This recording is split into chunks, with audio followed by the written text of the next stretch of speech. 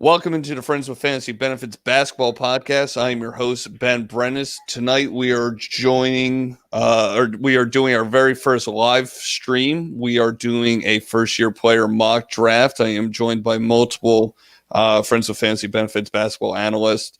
My first person that I have on with me is Ray Kuhn. Ray, how are you doing, sir? I'm doing good, Ben. I mean, what could be better than looking at your smiling face while we do this? Probably looking at someone a little prettier than I. That would probably be more beneficial to the entire group. I mean, whatever. I'll just look at myself then. It's all good. You could do that, but I'm pretty sure that I'm better looking than you, so you're going to want to look at me. All right, Ray. So, you excited to do this? This is our very first live stream that you and I have ever done together. So, what are you kind of expecting from this? I'm not. I mean, we've done shows before, so I mean, instead of doing it with just audio, everyone gets to see smiling faces. I think it's fun. Why not? There you go. The next person that we have on is Brent Brown. Brent, how are you doing, sir? I'm good. How are you, Ben? I'm doing good. Brent, this is the first show that I think I have ever done with you. I'm looking forward to being able to do it, but it will definitely be good, especially if you can go and take a baseball player in the basketball mock draft. That will certainly help another player fall to me. That is very true. Just let everyone know that Ben is the second best BB in this draft. I do not believe that. You have been saying this for years, and there is zero validation to any of this. This is a total fallacy. I mean, no offense to Brent, but the bar's not very high. Yes, that is also true. That bar is like really low. So the floor, you're saying the floor is low? Yes, the floor is low. I'm a very low floor type player. I'm very high ceiling, but very low floor. It's almost non-existent. The next person I have on is Daniel Rodder. Daniel, how are you doing, sir? I'm doing very well. Thank you for asking, Ben.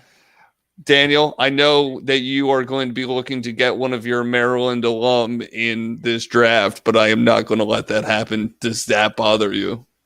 Yeah, I mean, it looks like I'm not really in the best spot if you like him as much as I do, seeing as though I have the number one pick.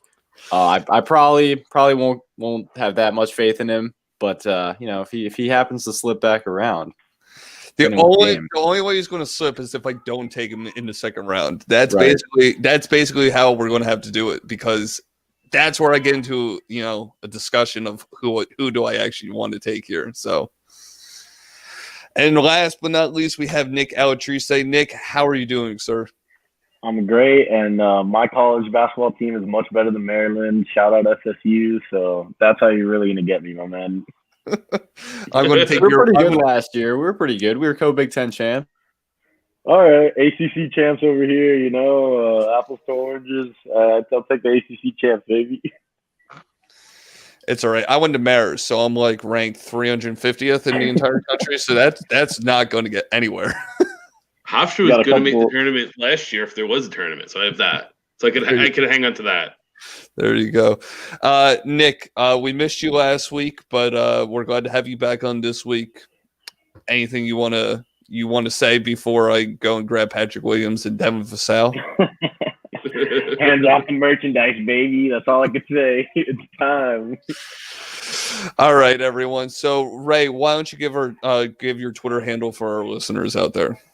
It is Ray _Kuhn_28. And yourself, Nick? NICKALATRISTE on all platforms. Go ahead and follow me, and I'll definitely be dropping some basketball tidbits all year long. And what about yourself, Brent? Brent Brown 77. And Daniel? Mine is DROT _6. And I can be found at BBrennis FWFB. You guys know that if you're going to start doing podcasts with us, you guys have to put FWFB into that name at some point. I've been telling Ray this for 3 years. I'm surprised he hasn't been fired yet. Have you? I have. I don't know that I know how to. Yeah, well, I couldn't tell you because I forget. But I'm sure if I looked, I could figure it out. But anyway, guys, so what we're going to be doing is we're going to be doing a 6-round mock draft. We're going to have a 2-minute timer. The draft order is going to be a snake. It's going to start with Dan, then go to Ray, Nick, myself, and then Brent. So what we're going to be doing is we're going to be talking a little bit about all the players. We're going to be jumping in, saying what we do, don't like about them. And then on top of that, all the free agency stuff, we're not covering that today. We are going to cover that in next week's show. So, Dan, you are going to officially be on the clock.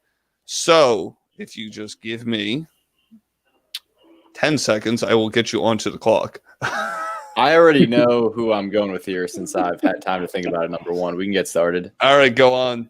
So I'm going to go with someone who is pretty on the map for the number one pick in fantasy. I'm going to take LaMelo Ball with the number one overall pick. Do I get to justify it now, or are you guys going to talk about it? Yeah, you can. I'm not saying I'm surprised because I would guess that most people have LaMelo Ball as the top pick. I would say 90% of people. Does anyone disagree with that? No, not really. Nope. The landing spot definitely helped him out. I'll say that. You know, they better give him the ball out. I think he's going to have to get the ball by default there a lot. The thing that worries me the most about this is they have 3 guards. They have Bridges. They have PJ Washington. They don't have a big, and they just signed Gordon Hayward. So that is the thing that worries me most. I could see a trade, but I'm a little surprised that I haven't seen one yet. I feel if someone's going to get pushed to the bench, it's Rozier. And if someone's getting traded, it's Rozier. So that's the only thing I can see unless they trade Miles Bridges. And if they trade Bridges, then that means Hayward's playing the 4. So, Yikes. yeah. So Ray, you got another 55 seconds on the clock, sir. I just want you to know that. Can we just spend that time talking about whether Lamar Ball is going to play Michael Jordan 1-on-1 for a rematch? Yeah, he could, but Michael would lose. I think so. Guaranteed, baby. Guaranteed. I just shake things up here, go after Nick, piss Ben off, but I'm going to take James Wiseman. Now, why would that piss me off? Because, I mean, I could have just taken somebody else. You know, I could have taken somebody else. Your man crushing this year. I don't want to give anything away. No, you better not. You better fucking leave him alone because I know Nick wants to keep his job on this show, so he's not going to take him.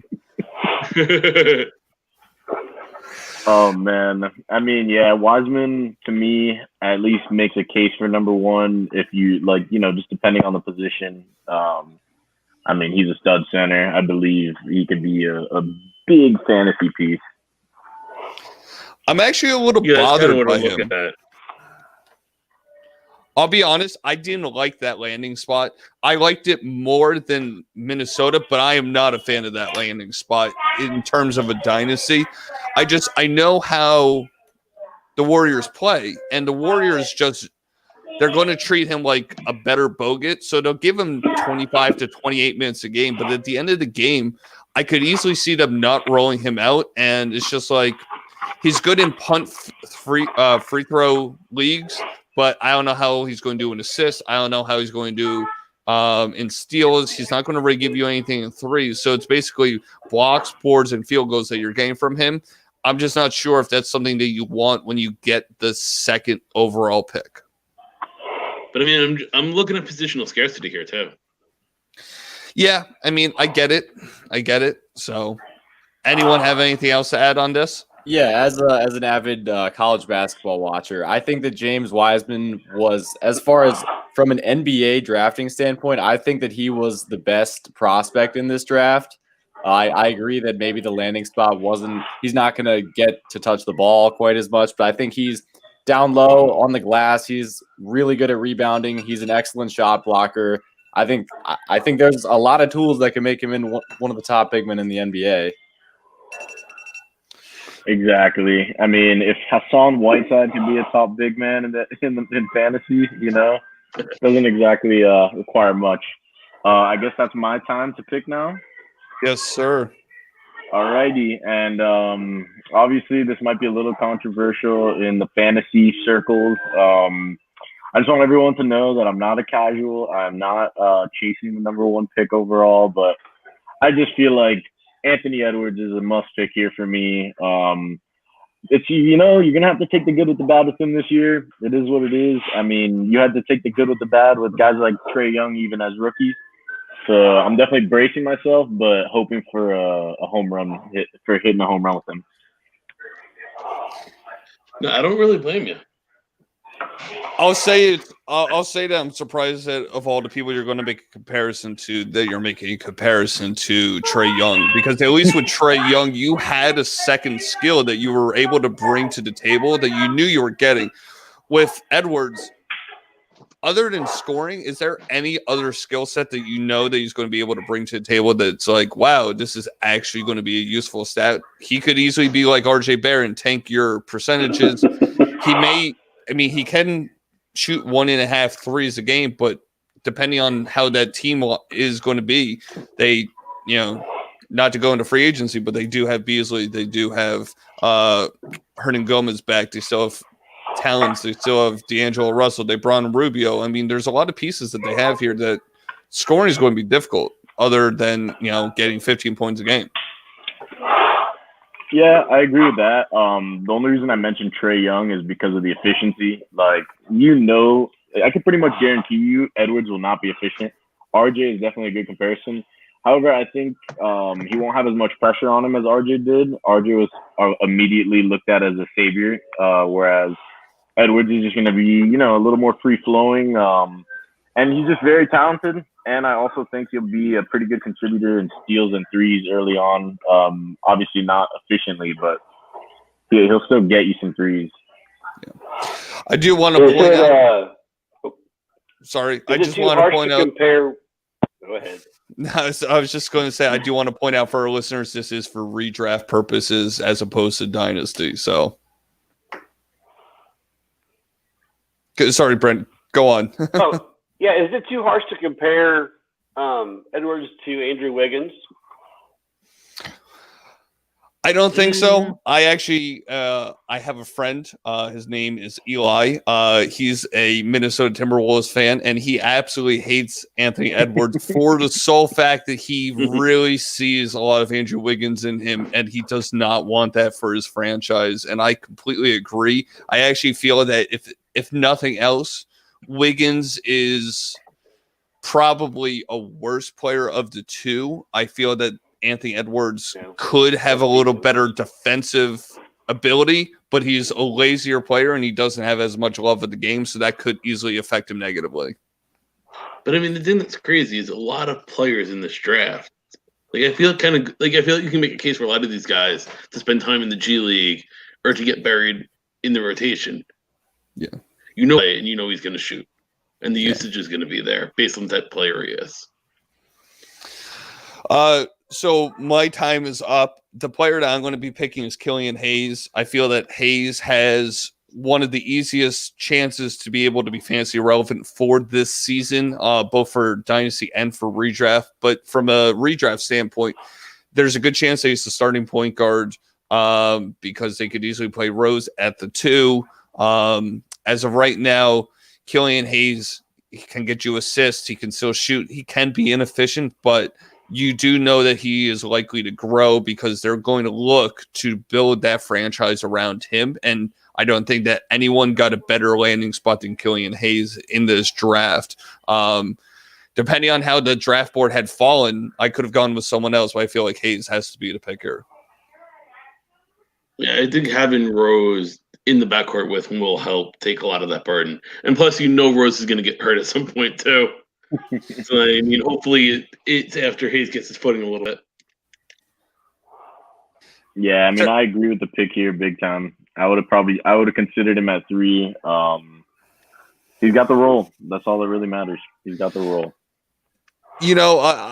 I was doing some research today. I have seen some places that actually have Hayes at number 2 ahead of Wiseman just because of the chances that he is more fantasy relevant this year because he has the position in a team that can focus around the point guard as opposed to Wiseman, who is at the best the 4th option more than likely right now.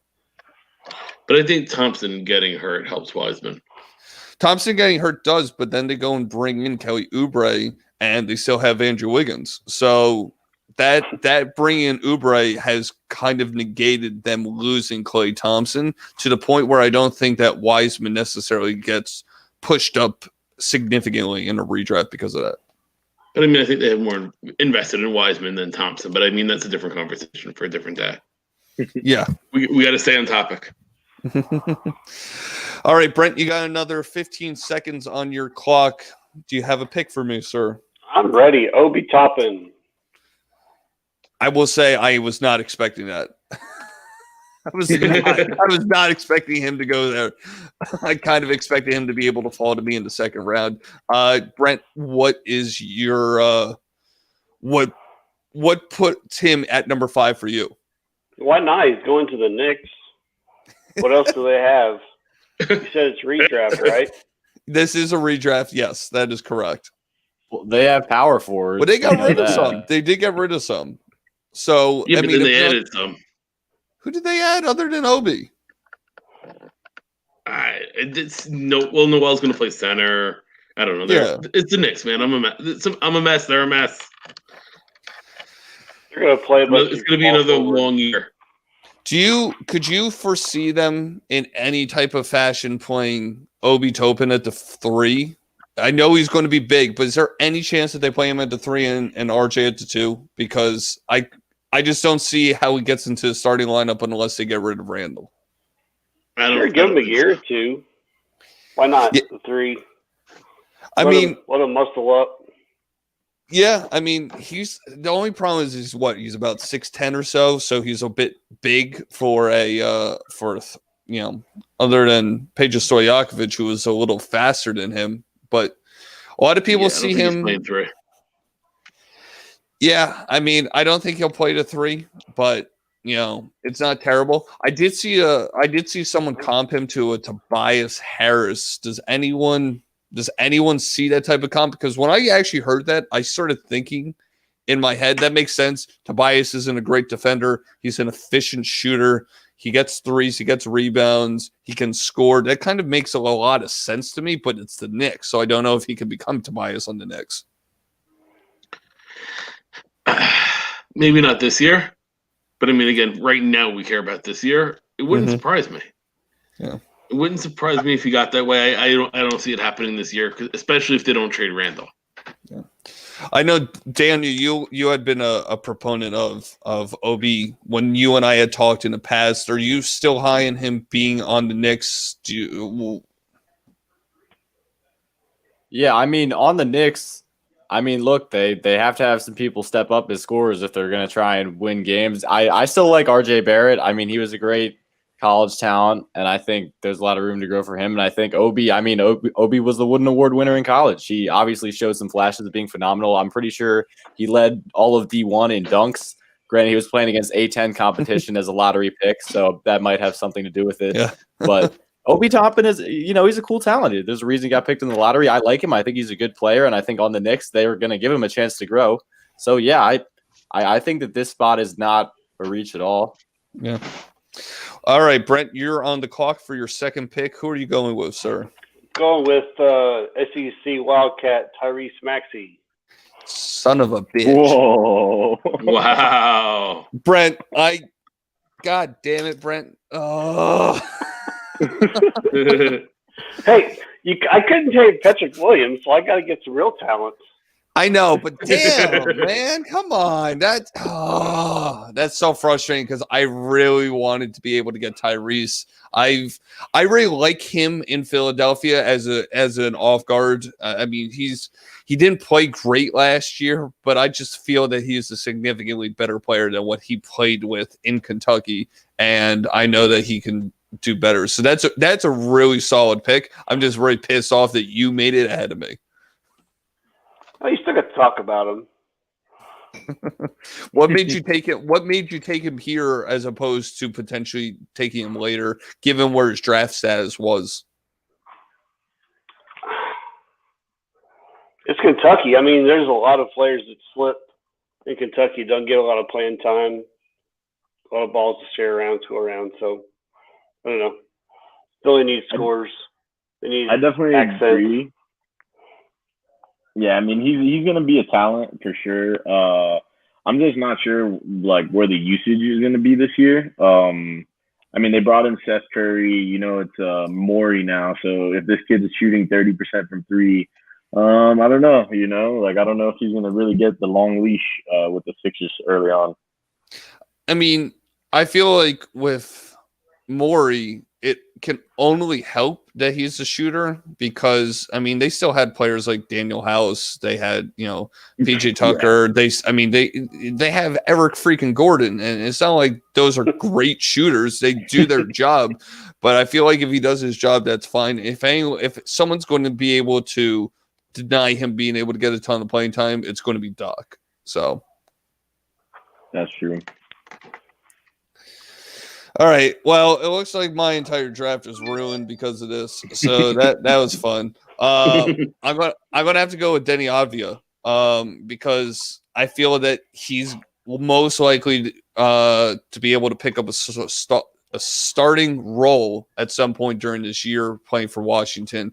He can do a little bit of everything. He doesn't do anything great, but I feel that he's going to be able to give you, Batum type numbers from a few years ago, where he could still get you 13 points, 5 boards, 5 assists, maybe a steal, half a block, semi-decent field goal percentage in a 3 or so.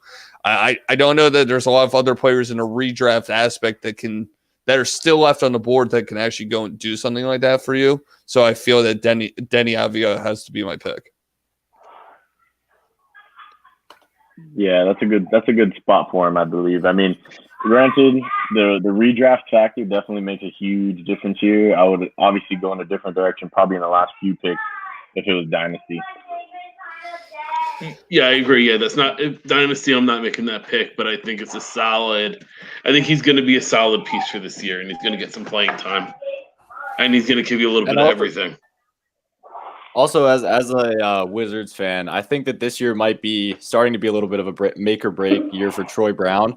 So if Troy Brown kind of fades, then Denny could definitely see a lot of playing time this year. Yeah, I don't think that Troy Brown's that good of a player. So, I mean, he's a semi-decent defender, but there's just no way that I feel that he's able to keep the job. So, agreed. Does the health status of Bradley Beal affect this pick?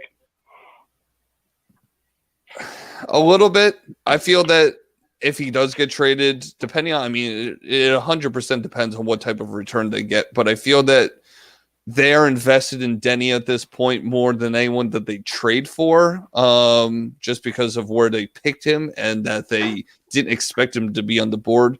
So I feel that they're going to look to try to build around him if he is being productive. And if they haven't traded Beal by now, I can't see them trading him until the deadline. I just don't see it at this point.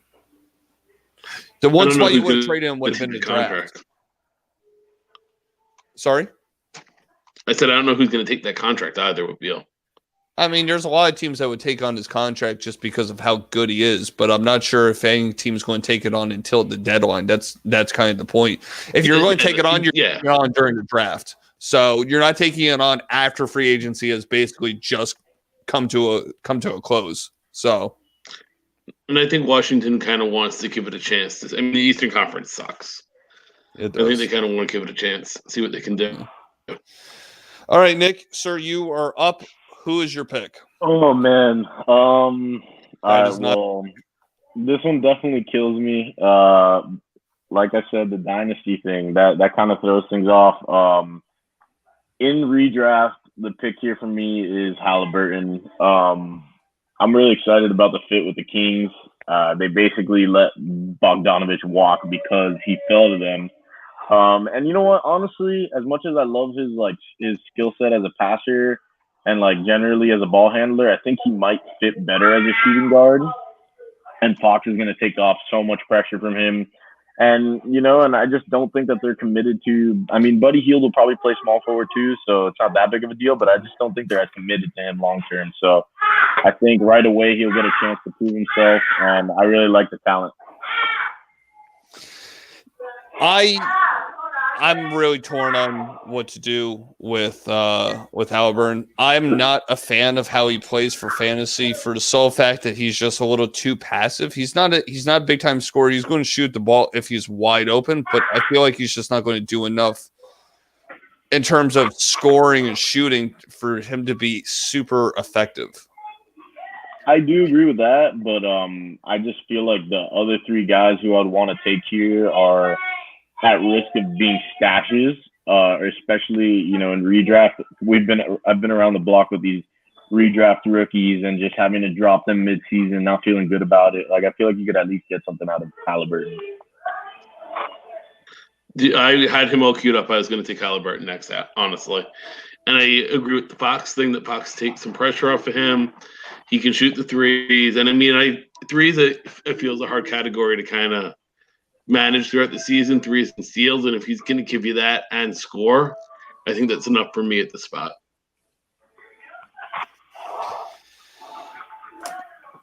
Ray, since you got sniped, your time is up, so you kind of got to pick.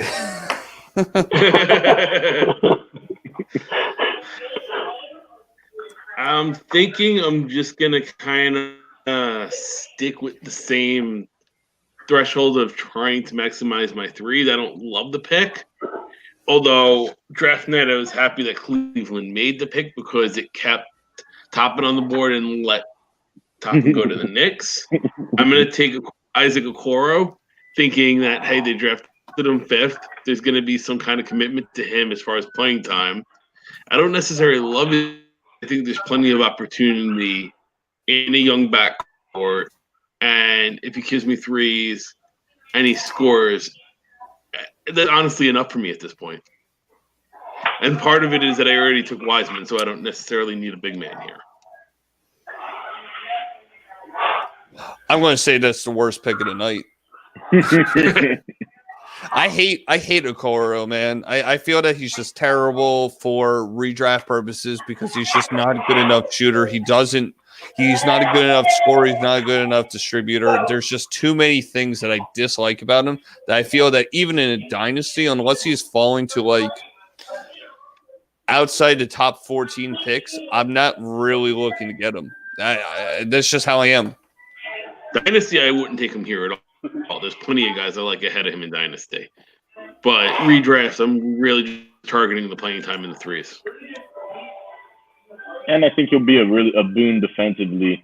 I mean, especially if you're playing in a roto, like a guy like Matisse Thybulle last year, who didn't do anything except get you defensive stats, he's still propping you up, So I feel like he'll get blocks and steals. Yeah, I mean, he could. I'm just worried that he doesn't do anything super valuable for you, because if he's not getting defensive stats, what is he going to be doing that's making you overly happy as a fantasy player? 10-5. Not too happy. All right, Nick, sir, you are on the clock. No, it's Dan's time. Or sorry, Dan. I apologize, Dan. I was just skipping over you, All right. Well, Ben, you know that I am thrilled to be making this pick based on how the draft has gone, because I'm going to be taking the newest Phoenix Sun, Jalen Smith, out of the University of Maryland. I'm really excited about Jalen. I thought that he was a lottery talent the whole way in. He's good in all facets. He's a phenomenal shooter for a big man. He's in the clutch, and as a whole, he was a great shooter in the Big Ten. He faced some good big men in the Big Ten. Luka Garza is one of the best. He's projected to be one of the best players in college basketball this year, and he kind of neutralized him pretty well. And I think, again, in the situation in Phoenix, there's a lot of good players around him, so he shouldn't feel too much pressure to contribute too much early. I think he's going to just be a nice complementary piece who has a lot of room to grow, and I'm just excited what he has to bring to the table. I'm a huge Jalen Smith fan. And let me ask you this: you're not worried about his similarities to Ayton's skill set at all? I really think that Jalen Smith could play the 4. I think that he can make it work, because when we had Bruno Fernando his freshman year, he kind of ran the 4, and they complemented each other pretty well. Interesting. I'm actually surprised with seeing how many people have compared Ayton to Jalen Smith because I'm like, no offense, but Jalen Smith can shoot the three. Ayton doesn't do that. So I don't really understand where he can. Yes, I understand he works his best down in the post and by the basket, but he can still shoot the three. So it's not like he can't work in some type of comparison. And he's pretty athletic. If anything, he's got room to grow, like body-wise. He's got plenty of room to grow. They call him Sticks for a reason, but he's got some good athleticism now. Yeah, I definitely agree there. I mean, my question would be, is he going to be efficient as a rookie? That's the only thing I'll say. You know, like if he's shooting under 30% from downtown, then is he really a great shooter? You know, not really.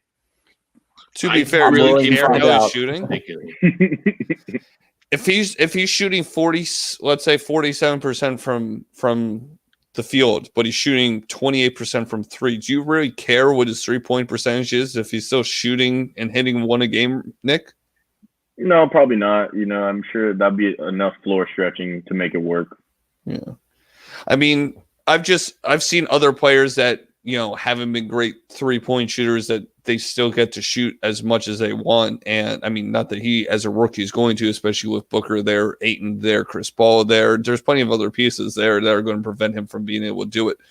But with Dario Saric signing and going to the second unit again, he basically either has to get past Cam Johnson to start the 4, or they're planning on making him the backup to Ayton the entire time, and they'll just let him and Sarge play, you know, kind of interchanging abilities. But it's not even that. They signed Crowder also. So, well, I mean, so that I had Smith all queued up after I got sniped.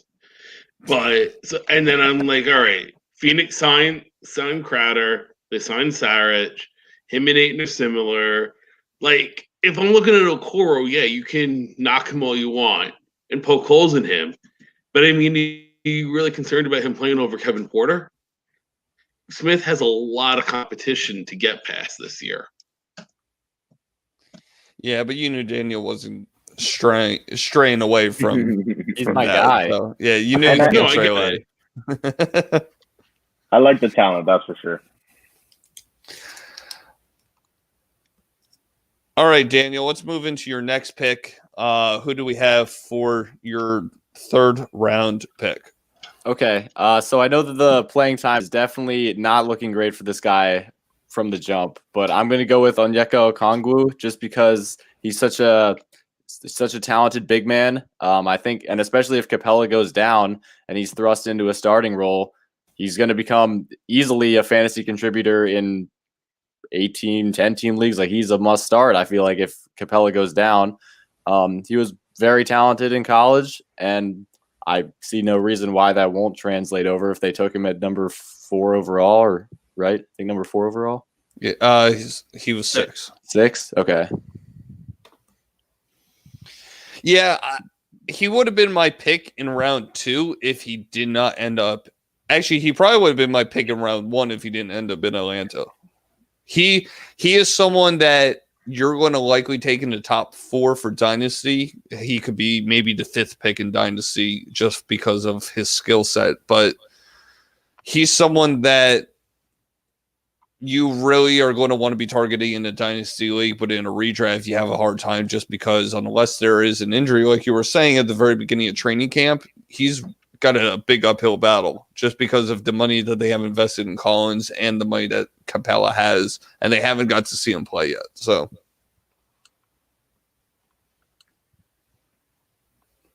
yeah, anyone else? Yeah, I'll chime in. I mean, I definitely agree there. My only question is how committed are they to Capella? I mean, obviously, I know they traded for him last season, but you know, if early on he doesn't look like a great fit next to, you know, obviously their star power, maybe he's starting to play 22, 24 minutes later in the year, and you know he's going to get a ton of great, like, he's going to get across the board value, I feel like.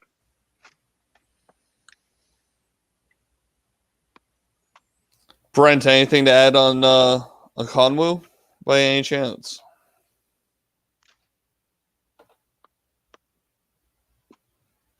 Can't hear you, Brent. Is that better?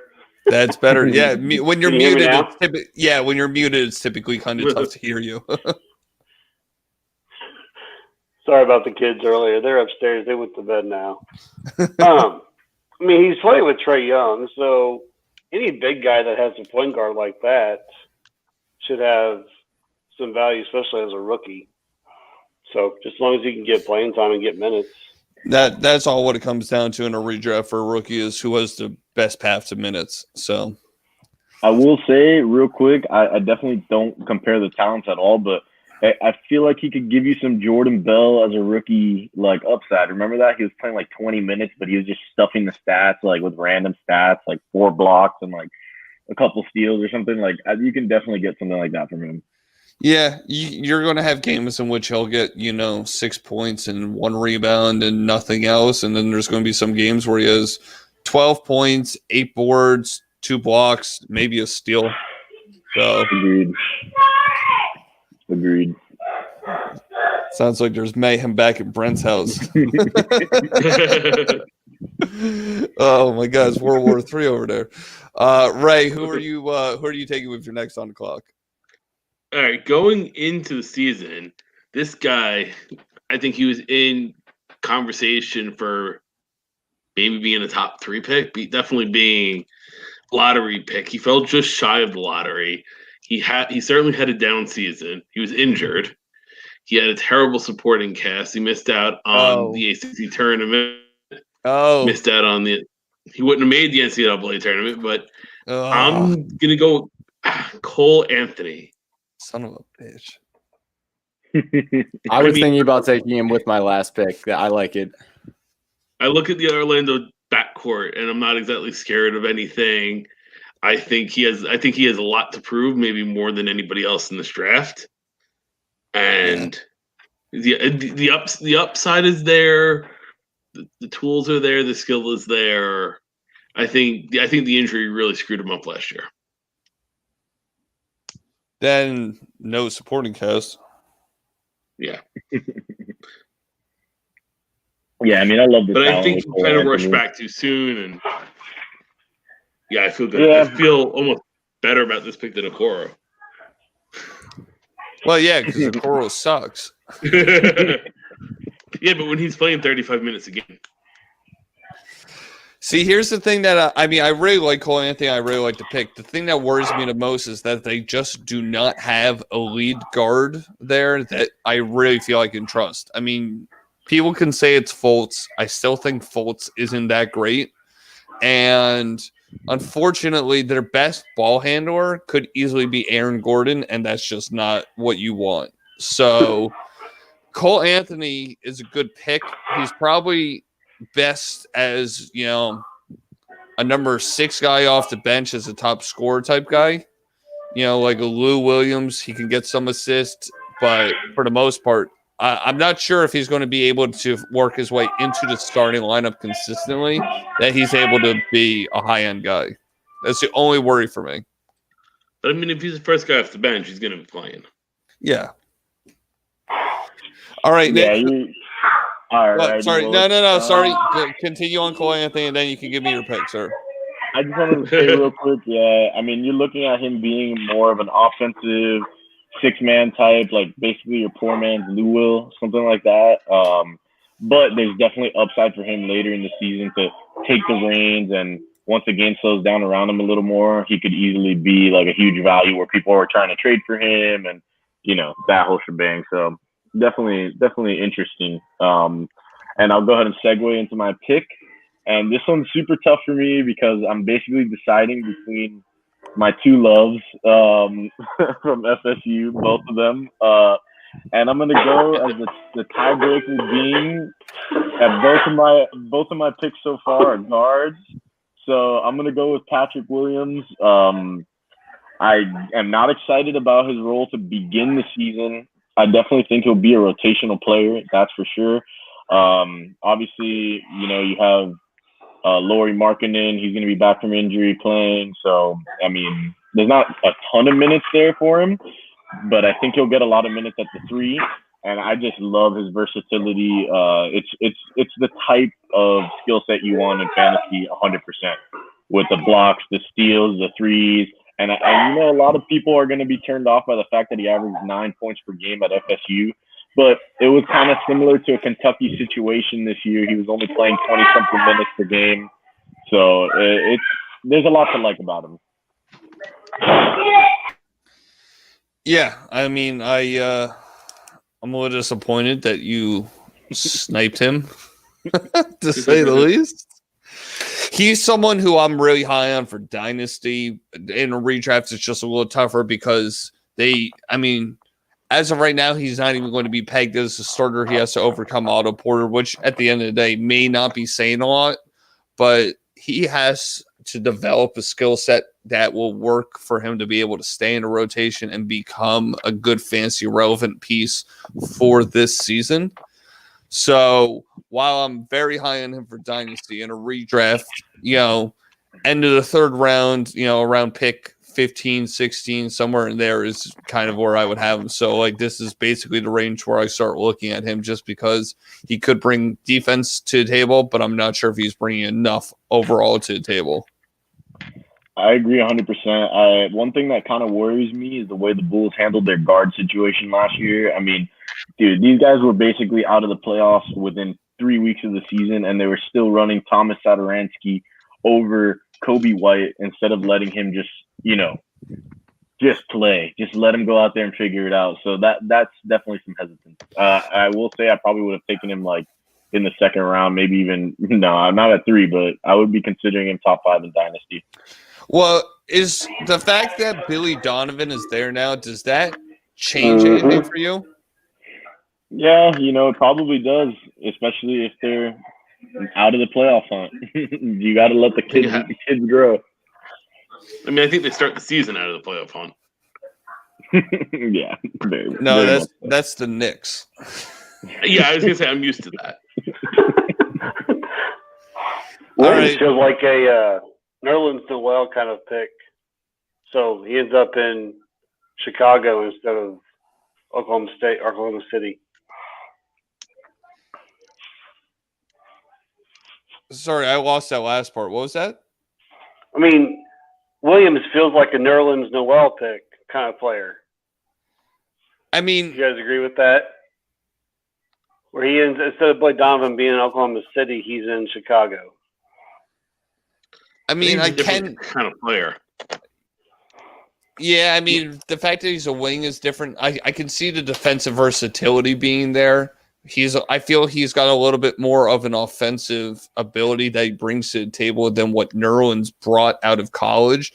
Nerlens out of college couldn't really dribble, couldn't really shoot, so there wasn't a lot of offensive things to like about him necessarily that I was able to say he's a good player, but he's got to develop an offensive game. I feel that while Williams still has to develop an offensive game, he does a lot of things okay, and he just has to continue developing them. But when you can already dribble, you can already shoot, you just have to continue to get more confidence and continue to do it at a larger momentum pace. Yeah, this will be a top of the watch list type of guy in redraft for me. Just, seeing how it all plays out late in the season will be where he makes his value for you. All right, guys, my pick is probably going to be somewhat of a change. I'm trying to pick between two players, and I'm really hoping that this guy is there in the next round. But I'm going to go with Desmond Bane. I'm going to go with Desmond solely for the fact that in Memphis, there's just not a lot of shooting guards that he has to get past. All he really has to do is get past Grayson Allen, and he also has to get by Dylan Brooks. Dylan Brooks obviously was signed to a larger contract, but I feel that he can still play the 3, which will allow Desmond to play the 2. If his defense can come out, he's going to get playing time, and he's a good enough scorer, he's a good enough playmaker to be able to contribute offensively that I feel he's going to be a good redraft player. I think he'll be a great fit for their culture and everything. I mean, I think it's a solid pick, but it's not – I don't necessarily see upside here. I think he's more of just I think he's going to kind of blend in behind. Obviously Morant runs the backcourt, so that locked down. You have Dylan Brooks, you have Grayson Allen.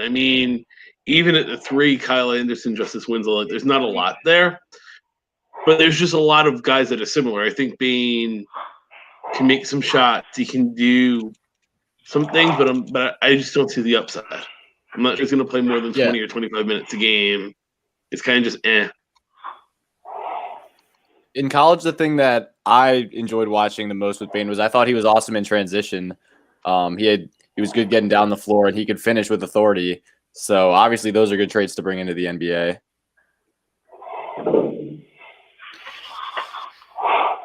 I kind of expected a little more pushback on that, considering that he was drafted so late. I kind of expected people to, be a little bit more surprised, but I guess you guys have kind of just said enough. Well, at this point, you're just going. You got to get your guy. Yeah. Yeah, and you're really just going for minutes almost at this point, and I feel like Memphis is going to commit to him. And I think, obviously, I don't really I'm sure the guys that you were saying at the 3 will play, and obviously Dylan Brooks, but I feel like they can go with a lineup with Ja, Dylan Brooks, Bane, and the 2 bigs, Jaren and Brandon Clark, and just, see how that works. And do they still have Valanciunas? Or? Yes, they do. Yeah, so that clogs things a little, definitely. But I think 20 minutes is a solid expected. That's some good thing to expect from him. All right, Brent Brown, the second best BB in FWFB. Sir, you are up for 2 picks. I got the first one ready. Am I unmuted? I'm going to go with Sadiq Bey from Detroit. Okay. Just like the overall players coming out of Villanova, playing good defense and then providing on offense as well. And it's Detroit. Yeah, the only problem with Detroit is they signed, 15 different centers that all do the same thing, and then they signed, 3 other wings that kind of do the exact same thing. So outside just wasting money on nothingness, I really liked what they did with the draft. They had a terrible free agency, though. But I like Bay. I think that, I'm a big Jay Wright guy, so players from Nova translate relatively well to the NBA. There's going to be some players that don't, but Sadiq Bey is someone who should, just by being a 3-and-D guy. Ray and I kind of touched on him last week in our show, and he's not someone who I'm super high on because there's a lot of guys that are kind of like that in this draft that I'm like, I don't necessarily need this guy.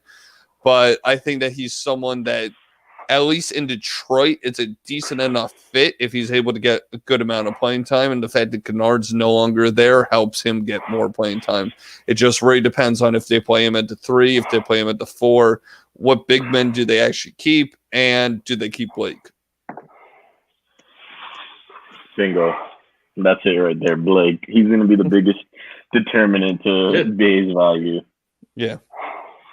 Because they have to play him. Unless he gets hurt again, which is very possible. Yeah. It could be happening right now for all we know. Yeah. Trying to jump over a car again. All right, Brent, do you have your second pick, sir? I'm ready at the turn. I'm going to go with a little Big 12 rivalry. I'm going to send Azubuike out to the Utah Jazz and see if him and Gwen Snyder can get along.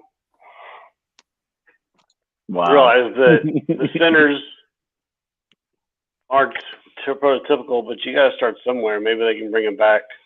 Bring back the big man. I'm gonna botch spelling his name. That's about as much. That's as much insight as I have on him with this pick right now. I liked him. I liked him in college. He's he's good at what he does. The problem is he going to be able to do as many things with Gobert there? That's kind of the issue. And they signed Derek Favors, so honestly, I don't really see many minutes for him. He Yeah, can get minutes. That's really the He can get a path to minutes if Favors is hurt, and that has happened a fair amount over the last couple of years. So, in that aspect, it can go both ways. I mean, at this point, Gobert is probably immune to Corona, so I don't think he can start that domino effect again. So he actually is he's the original person who started Corona. Yes. That is exactly why I said about him starting the domino effect again. Good job, Ben. You're welcome. But yeah, I don't see much upside here, really, based on the team and for this year.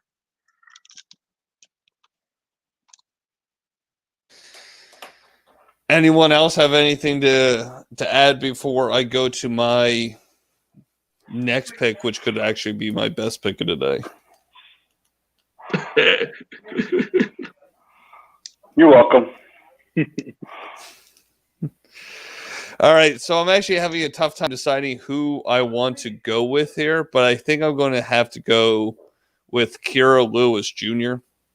I think that's the player that I feel most confident about just because I think that Lonzo sucks. So there's that. I feel that Bledsoe could easily get traded, and if Bledsoe gets traded and Lonzo either doesn't play or doesn't develop as much, I feel that Kira Lewis Jr. could actually be a player that they are, since they're invested in him, could be looking to get him some playing time, especially if they do give Bledsoe the door and don't bring in the guard.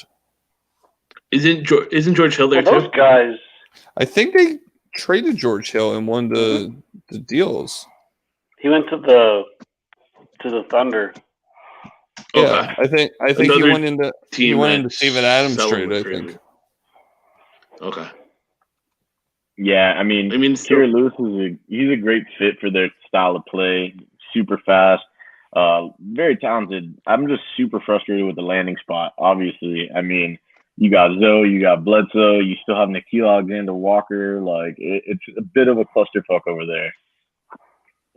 You have Redick, so that ties up that he's going to get some playing time too. It's a landing spot for me, and I think he still has some developing to do. I think the end result could be good, but I think he also has to put on some weight and some bulk to withstand the NBA. I think he's definitely the kind of guy whose value could have gone up with a March Madness tournament also. Because, I mean, he is like a flash out there on the court, man. He is so fast. He's probably one of the fastest prospects in this year's draft. So he's going to be exciting running down the court with Zion if he gets the chance to do that a lot in transition. I was saying this on draft night. I feel that he could have been someone who was a top 6, top 5 pick if the NCAA tournament had happened, just because of his skill set, his speed, what he was doing before the tournament basically was halted. But he was playing great in like a 15-game stretch, 10-game stretch. He was on fire. So he's someone that has the upside, I feel, especially playing. I mean, I understand the SEC has some good teams and then some really bad teams, and playing at Alabama, you're not always going to get the best competition, but he still played pretty well in college, enough that he was looking like a good high-end player. He obviously got picked early enough. And I feel he could have gone even higher with that. So I feel that this, at least in round 4, you can't get much better than a player like him. Well, I haven't made my pick yet. Yeah, well, I wanted to skip you. All right, well, I'm the happiest man in the room here, baby, because Devin Vassell should have been drafted a long time ago. That's an easy pick for me here. Obviously, the Spurs are, I guess you can say they're guard heavy. I do not like Derek White as a basketball player. He'll make a good couple plays here and there, but I just think that Vassell's a great fit, and obviously the only thing he's going to have to overcome is the Popovich rookie effect, which can be very frustrating. Lonnie Walker barely even played. Keldon Johnson barely played last year. But I think with 3-and-D guy like Vassell, like you have something that you can tangibly get out of him immediately. Like, obviously, percentages aside, he should get you 1.8 plus threes. over a steal and decent points, and that alone is worth taking at this point. I would have picked wanna Vassell like with the- my last pick. I was debating between him and Kira Lewis Jr. The Popovich effect certainly has something to do with it for me. And I mean, it is a crowded 2-3 area there. I mean, because you also have Lonnie Walker. Maybe he's gonna actually get some playing time this year. You have DeRozan. I mean, I like him. I like the threes. It's the playing time thing for me. Understandable. That would definitely be my hesitance. I like him so much more in Dynasty as well. I mean, obviously, same with Williams, but I think the talent is pretty clear. I wasn't thrilled about the landing spot, but I know some people who were, so give and take.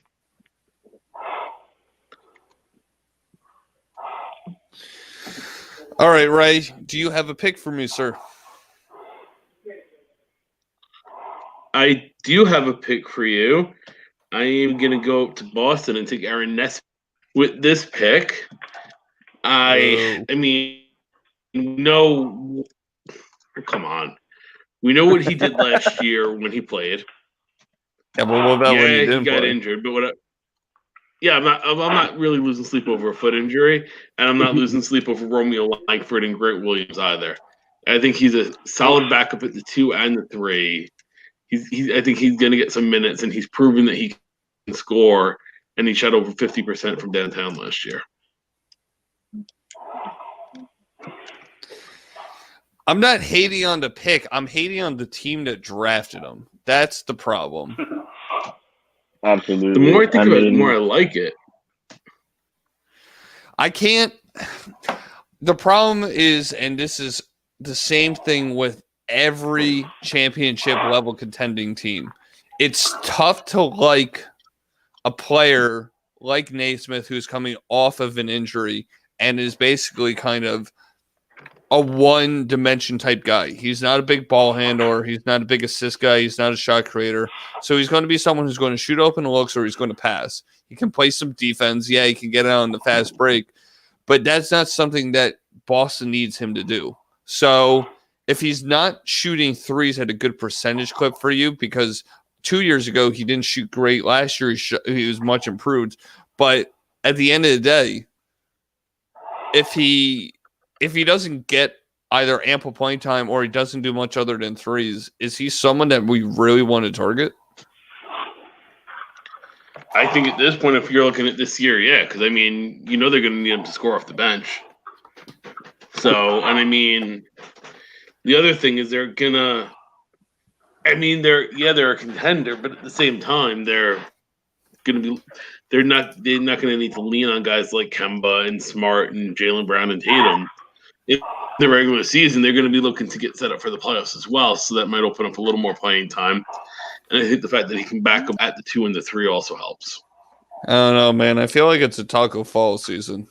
I don't know about that. I mean, I will say Boston is notorious as well, just like Popovich, for letting their rookies sit back, barely play, maybe play into the G League. But with Hayward gone, they didn't really bring in anyone who can just usurp those minutes. So, I mean, I think there is some intrigue there, and obviously you got to love the 3-point upside. I wanted to add, I think the Celtics still have Romeo Langford, I believe. I was a huge fan of his coming out of college. I know a lot of people are concerned about his shooting, but he really didn't get to play a lot last year. And in college, he was playing with a broken bone in his shooting hand. So I seeing both of their prospects out of college, I'm honestly a bigger fan of Romeo Langford's than I am of Nesmith's. But they kind of bring different things to the table. So it'll be interesting to see which one can. I definitely thought that Romeo had a chance to be able to play not decent minutes last year, but at least get into the rotation a little bit. And I felt that he just never got a break. And as a result of not getting a break, it's just like you can't hold on to him in a dynasty. You're not going to have him in a redraft. So, it's just kind of tough for me to be able to like Naismith. Obviously, if he's shooting threes at a high percentage, at least you get something there. So that's the one benefit. All right, Dan, who is your 4th round pick? I'm going to go with the guy. I mean, he's not, we're getting kind of late, so he's not super exciting, but I think he has the potential to be a solid player. I'm going to go with the Mavs first rounder, Josh Green out of Arizona.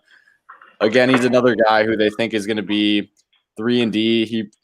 He probably doesn't have a great path to playing time right off the bat, but I think he's a good talent. So if there's an injury or two, I mean, he could have a chance to break out. He was all around across the board pretty solid at Arizona.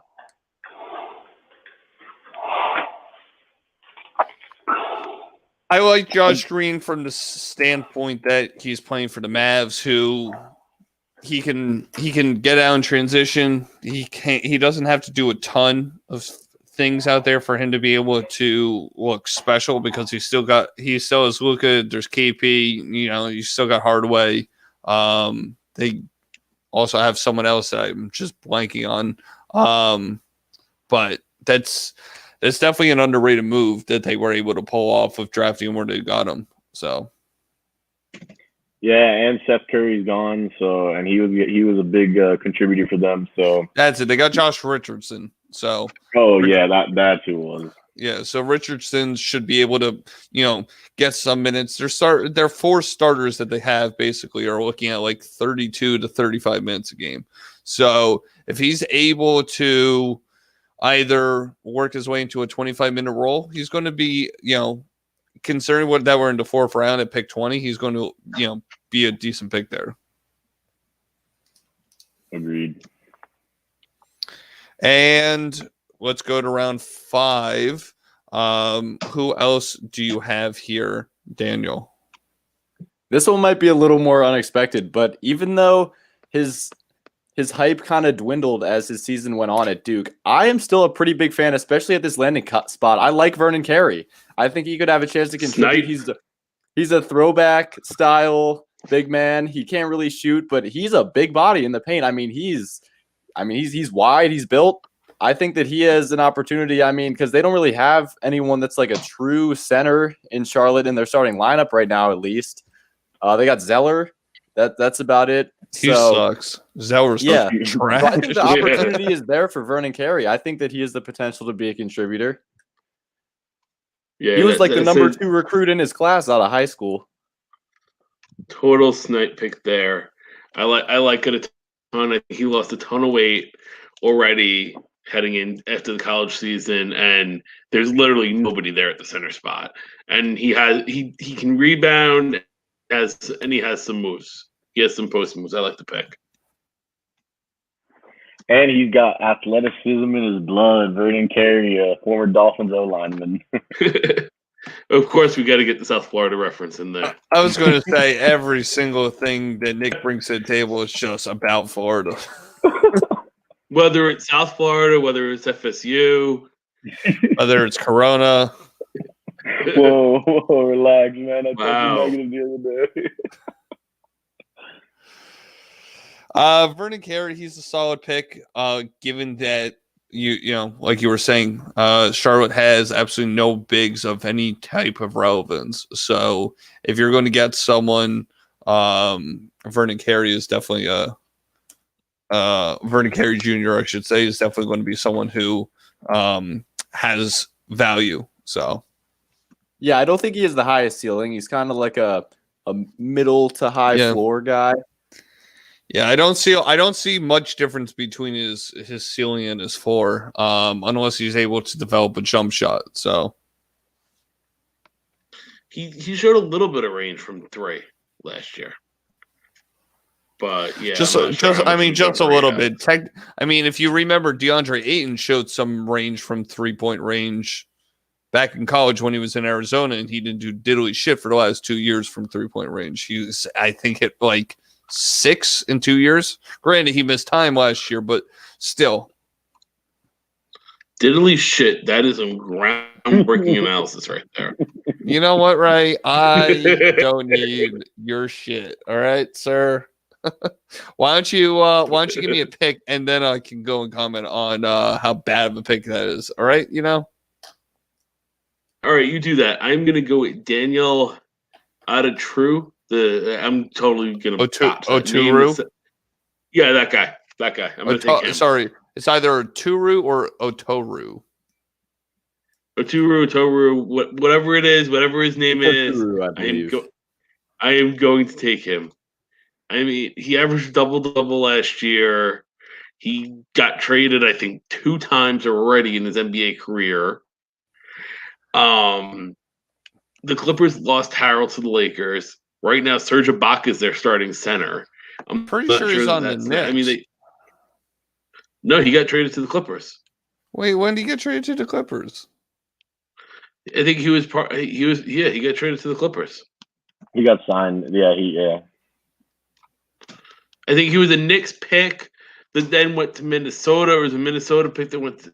It was a Minnesota the pick. Knicks sold Okay, so that must have been what it was. Yeah. I didn't realize that the Knicks sold the pick. I just know that Minnesota had traded the pick to the Knicks as part of the trade back from like 23 to 25, and then I didn't realize that the Knicks moved the pick to the Clippers. Yeah, he ended up on the Clippers. Oh, I would have taken him much earlier then. I definitely I love the playing time there, and he averaged a double last year against pretty good competition. So, I mean that's kind of where I'm at with him. He's good especially because they did lose Harrell, like you said. I mean, they didn't bring anyone in to replace him. Obviously, they retained Marcus Morris, but outside of that, is there really anything else that you can like? They have Zubac, who I'm done. My ears are just bleeding right now. They still have Zubac, so at the end of the day, he doesn't have a lot of competition in front of him. So that's a solid pick. Yeah, I watched him in the Big Ten at Minnesota a lot. All I feel around, like you watched he's a pretty everyone. polished. Yeah, he's a pretty polished big man. He was a problem. Like when he faced Jalen Smith and Bruno Fernando both years, he was a problem, certainly. I feel like the biggest thing about him is that he was discussed as being someone who could be, at the back end of the first round. So that he has the skills and talent to be able to do so in this draft. You can't really take where a player was selected with a big, you have to take it with a grain of salt, because guys are just going to go get their guy who they're most heavily invested in just because there wasn't a March Madness, the pre-drafts, all of that stuff was all out of whack. So I feel like he's got a lot more talent than what his draft pick actually solidifies. So I feel that this is a solid pick for redraft purposes. All right, Nick, you are on the clock. Well, honestly, we're getting to that point where you're pretty much swinging and most likely whiffing on whoever you're grabbing. In redraft, that is. So, I was between a couple guys here, but I got to go with the homer pick of Precious Achua. I'm not exactly excited about his minutes, but then again, none of the guys that I would be taking here would I be excited about their minutes. And I think that the one good thing he has going for him is, one, the Heat played way longer than most teams. And Bam, being one of them, just signed a massive extension, and he was injured in the finals. We definitely needed big man depth. So having another guy who can come in and play defense, I'm not sure how much a rotation spot he'll have, but I know for sure if he plays, he's going to get some stats. I think his offensive game is very much so a project. But he did a lot for Memphis, and he stepped up a lot when James Wiseman, left, or whatever you want to call it. And he's a dog, so I just think that Precious is gonna be, whatever you put on his plate, he's gonna be there to gobble it up, So I'm definitely excited about him as a Heat fan. Definitely more of a stash, and really, really like him as a deep stash in Dynasty, especially if we're talking Roto. If Bam gets hurt, this pick could be golden. Exactly. If he misses even 2 weeks, this is a golden pick right there. Yeah, it's definitely very underrated. I like it. I like Precious. But I mean, I think the other thing with the Heat in general is that after going to the finals in the short up season, I think maybe the beginning of the season they're going to be more cognizant of resting guys. So he might get off to an earlier start than he otherwise would have. I can tell you for certain he's better than Chris Silva. That's all I can tell you. And he's a lot more physical than Kelly Olynyk, you know? So yeah, he's got that going for him. The ultimate question is he better than Udonis Haslem? I don't know, man. Let's see. Can he get 20 years as a leader for us, man? That's a lot to ask for. I don't know. That $2.5 million contract really seems worth it year in and year out. Like, I feel like you could just pay him to be a coach at this point, and you don't need to count against the salary cap. But what do I know? I'm just a fan. Or the roster spot, and you know. But hey, I love the guy, so I can't really complain about it. I really, truly hope it's his last year. All right, so I'm now in a dilemma of, do I want to take a fourth guard in a 6-round mock? Not that it really matters at the end of the day, but I feel like I got to stop taking guards. But I'm going to have to go with Malachi Flynn, because I think I've pointed this out to Ray. Ray, Nick, or Dan, one of you three I've pointed it out to. I'm not sure who, but anyone that the Raptors draft late, I feel like can be a very underrated player. So it's like, how do you not at least consider that type of player in round 5? I mean, you know, Lowry and Van Vliet are going to dominate the ball in the backcourt, and for the most part, I think have any of their guys really hit year 1?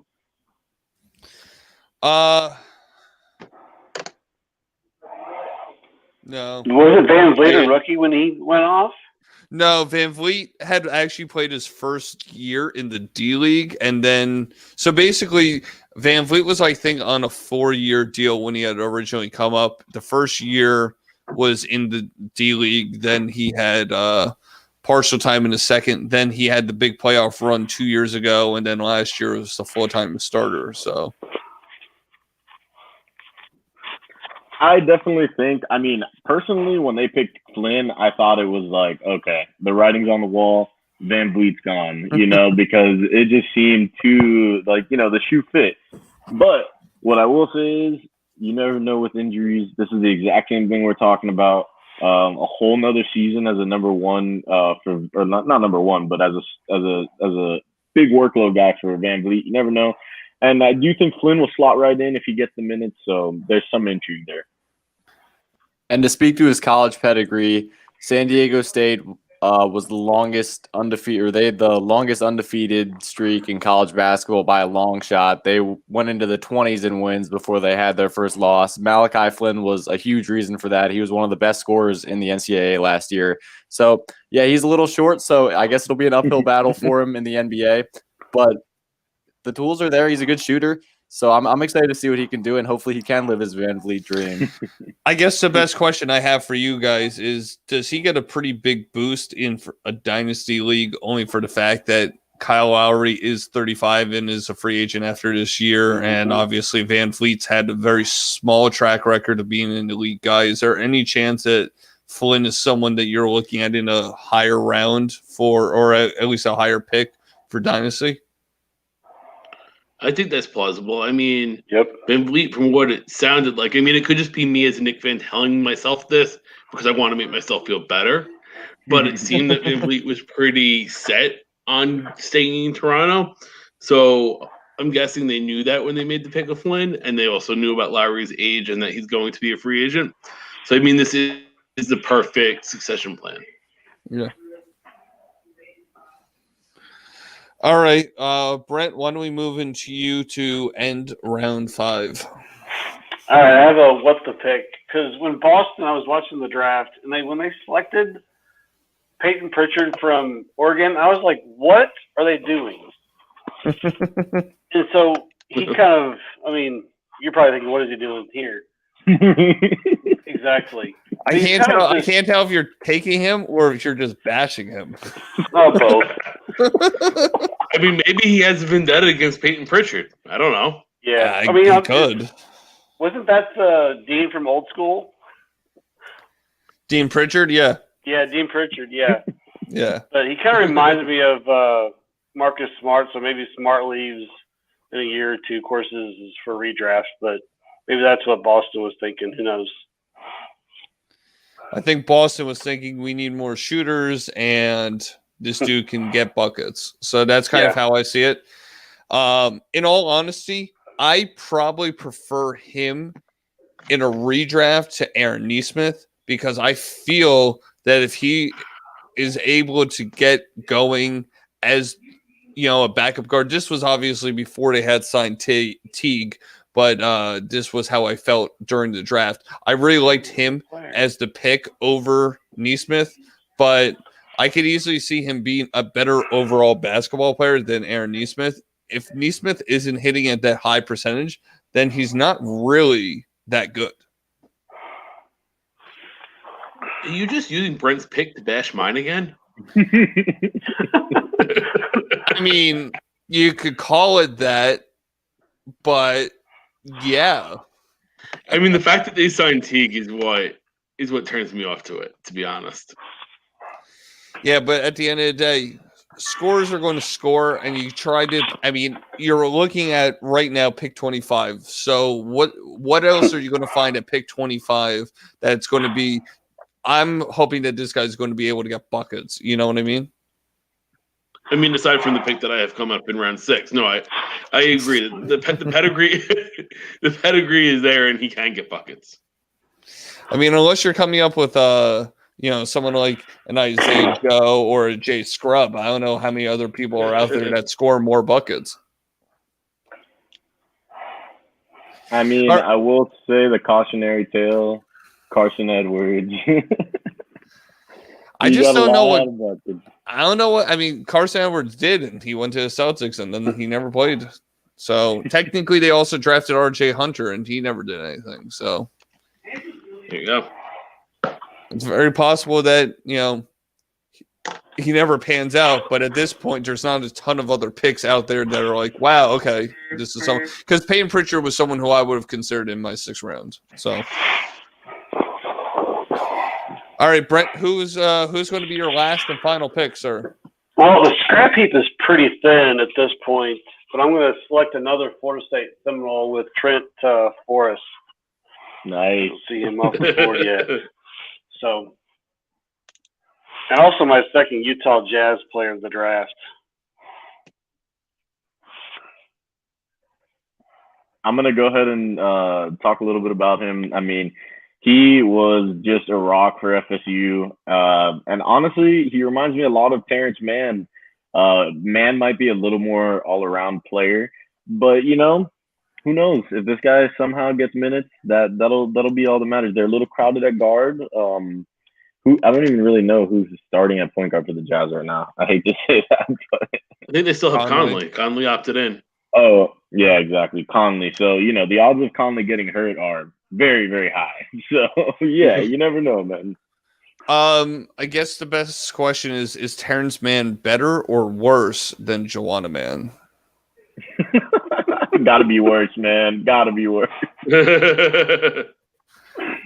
I mean, I don't know, man. Joanna Mann has tons of skills. If she was able to get drafted right now, I don't know, that may be my pick. A lot of swagger there too. Yeah. I'm having trouble finding out. How do you spell? I can't find him in the draft. Trent. Oh, he was undrafted. Trent Forrest. 2 R's. Trent Forrest with 2 R's. Yes. I guess when I looked in the undrafted players, I just didn't see him, so I must have missed something, but that's okay. That's why Brent is better at this than I. He knows who the hell he's talking about, and apparently I don't. Definitely not. So, nothing like having to lead fantasy basketball analysts not be able to find the undrafted free agent. So it got lost in the swamp. It's okay. Yeah. All right, so I guess my question is, do I go with another guard? Because the person I was thinking of would have been a guard, but I can't do that. I gotta find someone who's not a guard. I'm sorry, I can't do it. I'm gonna end up timing out here, which is a problem. Oh my god.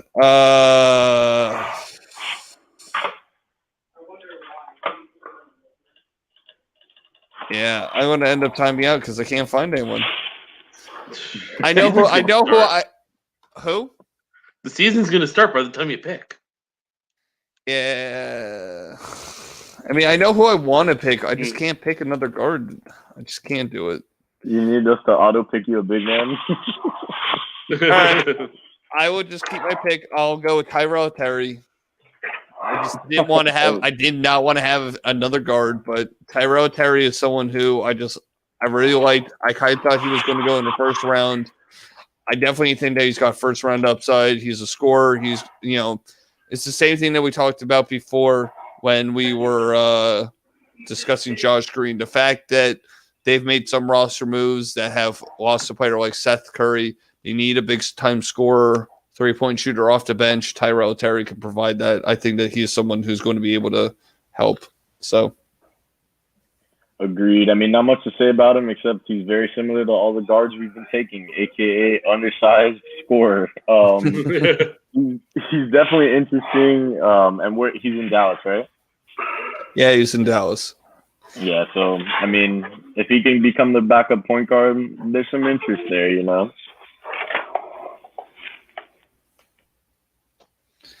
All right, why don't we move into Nick? And then we're going to move to your final pick. Alrighty, well, my last pick, I was looking at a couple of guys here, but I'm just going to go with how terrible the Knicks point guards are. Sorry, Ray, but got to pile on here a little bit. And Emmanuel Quickley is a Kentucky kid, and he's probably like sneakily one of the better shooters in the draft, although he's not a great passer, or he's not exactly, your ideal point guard who is on the Knicks. So I mean, hey, I like the scoring ability, and I also think that they're really trying to find out who could be their heir apparent at point guard. So if he comes on strong, he could easily take it and run with it. And that'll be my reasoning there. How long have they been looking for an heir apparent? Yeah, I was going to say who's the last guy that they've had as an heir apparent? Like the best point. I mean, I was going to say the best point guard. I was going to say, yeah, Mark Jackson. I mean, Charlie Ward. Allen Houston as a shooting guard has been better at point guard than anyone in the last decade. Come on, we got to mention Starbury a little there. No. Jason Kidd at least did a somewhat decent job for a 90-year-old man. I mean, there's been times when I've sat there and said the Kentucky team could beat the Knicks. So, I mean, it makes sense that the Knicks have, I think, 4 Kentucky players right now. But, I mean, I was all set to take Quickley, to be honest, here, because I think that they believe in him. They imported the Kentucky assistant. I think people thought he would have been a second-round pick. They jumped up a little bit to take him. And the opportunity is there. I don't trust Dennis Smith. I don't trust Ntilikina. Peyton is what he is. I mean, you kind of said it. It is what it is. And at this point, I think they're going to give him a shot. They have to. Yeah, and just to add on quickly, I was also pretty surprised when they took him in the first round. I didn't think that he was really that good in college because watching Kentucky, I mean, he came off the bench a lot in his college career, honestly, because Ashton Hagans was really good. I thought Ashton Hagans was honestly projected to be better than him. I liked Ashton Hagans more, but Quickley was a big recruit out of high school. Obviously, there's some tools there they like, so he should get a shot. All right, Ray, why don't we move into your last pick, sir? After I got sniped here, I feel like I've heard this every single fucking round. Dude, I really did. I'm not gonna lie. When you get sniped at pick 29, bro, I don't want to hear it. I just can't. Granted, the only reason I took 20 minutes to make a pick was because I didn't want another guard, but you cannot get sniped at pick 29. It's so difficult to have that happen. I'm going to take Cassius Winston with this pick. He's the rare player in the draft that actually went to college for 4 years. The track record at Michigan State, I thought was pretty good. I thought he did well. It's really a thing here of not banking on John Wall either staying in Washington all year or staying healthy all year. Ish Smith is kind of whatever. Exactly. Like this is kind of like, okay, Winston's a solid player. There's not much upside, but the floor is kind of low. And if he goes out there, he's not going to embarrass himself and he's going to get decent numbers. We just need there to be some playing time. And right now it's not 100% there. I was definitely considering taking Winston with my last pick. Again, watching him in the Big Ten, I mean, Cassius Winston had an unbelievable college career. He was the floor general out there for Michigan State for multiple years.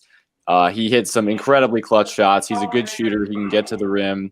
But you're right. I mean, the size is a huge factor, and it was with Carson Edwards also and other guys like that. But as a Wizards fan and as a Maryland fan, I'm still trying to get over my Cassius Winston hatred, but I'm excited to have him on the team because I think he's an intriguing prospect. I think he comes in there one of the most pro-ready bench guys there was in this draft. I liked watching him at Michigan State, so this is definitely a solid pick. Dan, I had messaged you when they drafted him. I was pretty happy about the pick, and I feel that he's definitely going to be a solid backup. He's never going to be much more than that just because of what he brings to the table. He's limited in certain capacities, but he's very, very good at what he's able to do, and he's going to be a good leader for that second unit. All right, why don't we move into the last pick of the draft, and we have Daniel. So I'm going to finish it off here. I'm going to take Jordan Nwora from Louisville, who went to the Bucks, I believe. He can really shoot the ball. He, through the first half of the college season, was probably the front runner for the Wooden Award, but then went into conference play, had to play some ACC competition, and that slipped out of his reach.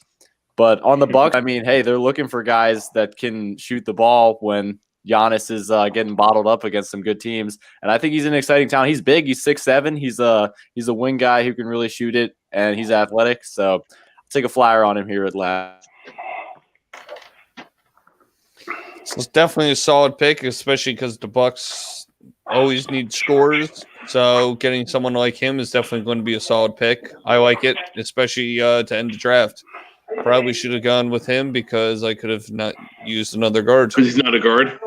Yeah. All right, guys. Was there anyone on this draft board that you're like, wow, that guy got a steal? Is there anyone for you, Ray?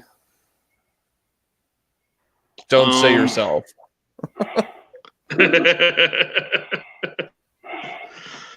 Kira Lewis could be a steal. And I hate the fact that Ben was the one that took him. But I think he could be I think if everything breaks right as far as the playing time, he could be a steal, or he could just be somebody that you would drop like the second or third week of the season. Yeah. What about you, Nick? Anyone that fell that you're like, wow, that got good value? I mean, I feel like probably just on possible minutes, Vernon Carey Jr. I mean, round 5, it was looking ugly at that point. So that was definitely a pretty nice pick. Yeah, I would have to say I was between Daniel Oturu and Vassell because those two were guys. I very much like Vassell. But once I realized that Oturu was going to the Clippers after knowing that they did not bring back any big men, those two are pretty good picks for me. What about you, Brent? I would say Cassius Winston, just because his spot and getting the backup minutes, point guard, probably should have went earlier in our mock. Maybe to the Knicks in the real draft, since they could use a point guard and a shooter. And what about you, Daniel? The two guys that when they got taken, I was like, wow, okay, I really like that a lot. Was Cole Anthony in round 3 and Kira Lewis Jr. in round 4. I think they both have a lot of potential. They're both pretty exciting in college. So Yeah, like the Cole Anthony pick was also a good one for me. So, all right, guys. Well, that was a good time. I very much enjoyed being able to actually do a live mock. Greg. Greg was supposed to be on the show. Greg did not join us on the show. Brent, why don't you tell our listeners where you can be reached and what you're working on, sir? What I'm working on, I don't know, trying to finish up football season, but that's not really what this is about. This is the basketball podcast. Just trying to get a little bit more involved. Thinking about setting my Twitter handle up or making a new one as second BB _ FWFB.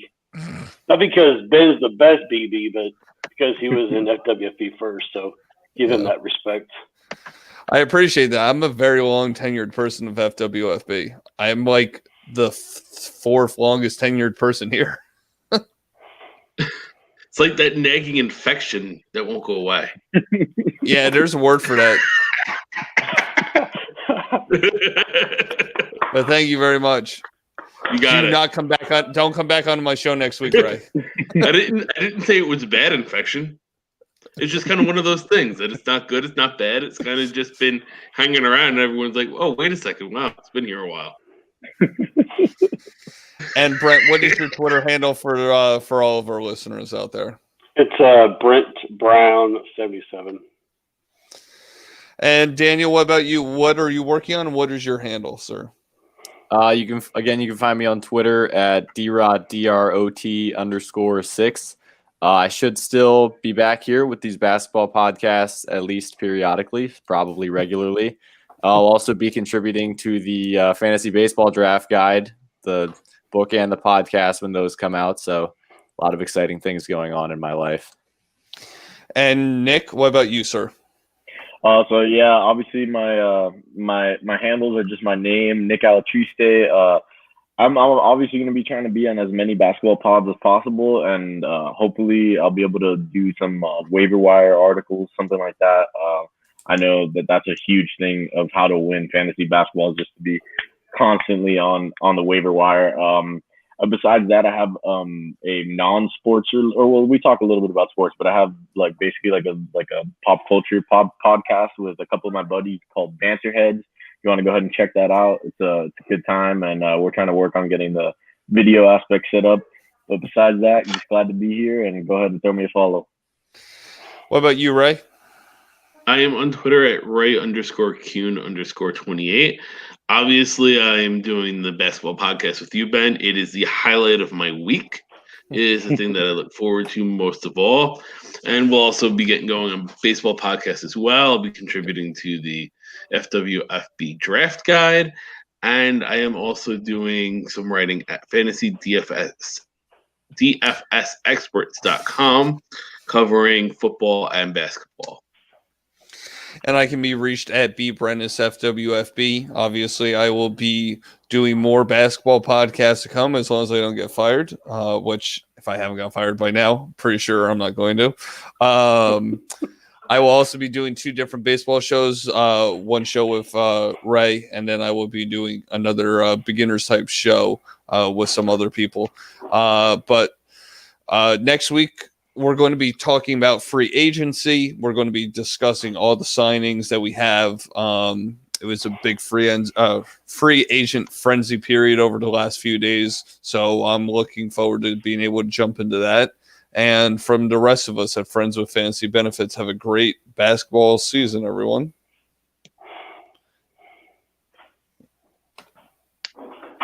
And